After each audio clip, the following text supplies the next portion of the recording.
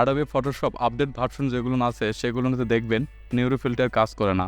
তো নিউরো ফিল্টারটা কাজ করার জন্য আমাদের যা যা করা প্রয়োজন আমি আপনাদের সঙ্গে এই ভিডিওটা আজকে শেয়ার করব। চলুন ভিডিওটা শুরু করা যাক। প্রথমে ফটোশপটা ইনস্টল করে নেবেন। ইনস্টল করে নেওয়ার পর ফিল্টারে যাবেন, গিয়ে দেখবেন নিউরো ফিল্টারটা অ্যাক্টিভ নাই। তো এখন নিউরো ফিল্টারটা অ্যাক্টিভ করতে গেলে আমাদের যা যা করা প্রয়োজন, প্রথমে ক্রোম বা যে কোনো একটা ব্রাউজারে যেতে হবে। ক্রিয়েটিভিট ক্লাউড ডাউনলোড এই লিঙ্কটাতে গেলাম, তারপর প্রথমে লিঙ্কটাতে ক্লিক দিলাম। দেওয়ার পর একটু ওয়েট করতে হবে। এই যে ডাউনলোড ক্রিয়েটিভিট ক্লাউড চলে আসছে, এটাতে টিক দিবেন। দেওয়ার পর একটু ওয়েট করলেই আমাদের ডাউনলোডটা শুরু হয়ে যাচ্ছে। এই যে আমাদের ডাউনলোড যেহেতু করা আছে প্রয়োজনে ডাউনলোড হয়েছে। ওকে, রান অফ এই রান অফ অ্যাডমিনিস্ট্রেশন করার পর প্রথমে ফটোশপ যদি এরকম ওপেন থাকে একটু ক্লোজ করে দেবেন। দেওয়ার পর এখানে ইমেল আইডি চাইবে। যদি ইমেল আইডি আপনার থাকে, তাহলে না থাকলে অ্যাকাউন্টটা ক্রেডিট করে নেবেন।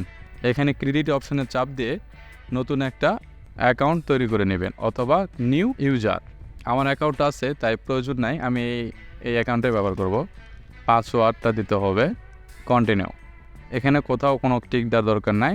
স্টার্টিং একটু সময় লাগবে, কখনো এটা বাড়াবাড়ি করা যাবে না, একটু সময় লাগবে, ধৈর্য ধরে একটু সময় দিবেন।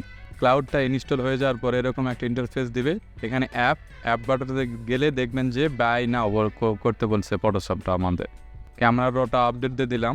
আবার এখান থেকে বেটা অ্যাপসটা আপনি ট্রায়াল হিসাবে ইনস্টল দিতে পারবেন। এখানে বেটা আর ট্রায়াল এখানে ইনস্টল দিলে পরে আপনি এটা ট্রায়াল হিসাবে 7 দিনের জন্য ব্যবহার করতে পারবেন। ক্যামেরা র ফিল্টারটা আপডেট হয়ে গেছে। আর এই ফিল্টারটা আমাদের ডাউনলোড হচ্ছে না, দেখুন ডাউনলোড হচ্ছে না। ক্যান্সেল ক্রস এখানে সার্চ বাটনে এসে খোঁজ করবেন আপনার এডিট দ্য সিস্টেম এনভায়রনমেন্ট। এখানে ক্লিক দিলাম। কম্পিউটারস সি ড্রাইভ, এখানে এই যে ট্যাম্প নামে যে ফোল্ডারটা আছে এই ট্যাম্প ফোল্ডারটা তৈরি করে নেবেন। এখানে থাকবে না, কিছুই থাকবে না, একটা এইভাবে নিউ ফোল্ডার ট্যাম্প লেখাটা এরকম বড় ভাবে লিখে দেবেন। তো আমার যেহেতু লেখা আছে তাই আমরা আর লিখতেছি না। আপনাদের লেখা না থাকলে পরে এই ট্যাম্প ফোল্ডারটা এরকমভাবে ক্রেডিট করে নেবেন।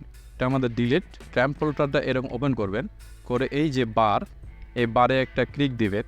দেওয়ার পর ডান বাটনে মাউসে ক্লিক করে কপি, এখানে আসে এইখানে ক্লিক দেওয়ার পর এখানে চলে আসছে দেখেন ট্যাম্প এডিট, কন্ট্রোল দিয়ে ভি মানলে পেস্ট হয়ে আসবে। দেওয়ার পর ওকে, এটাতেও ওকে, ওই একইভাবে কন্ট্রোল দিয়ে ভি দিয়ে পেস্ট করে ওকে। আমার যেহেতু ওকে করা আছে তাই আর করলাম না আমি। আর নিচের অংশটাও তাই, এখানে 2টা ট্যাম্প আছে, এই জায়গাতেও আপনার এডিট এখানে ক্লিক দিয়ে কন্ট্রোল ধরে ভিতে চাপ দিলে ওকে। আবার আপনার এই নিচেরটা তো সেম কোয়ালিটি, এডিট কন্ট্রোল ধরে ভি দিয়ে চাপ দিয়ে ওকে, জাস্ট ওকে। এটা যেহেতু আমার অ্যাক্টিভ করা ছিল তাই প্রয়োজন নাই। তারপর এখানে অ্যাপ্লাই ওকে করার পর ফটোশপটা আপনি চালু করবেন।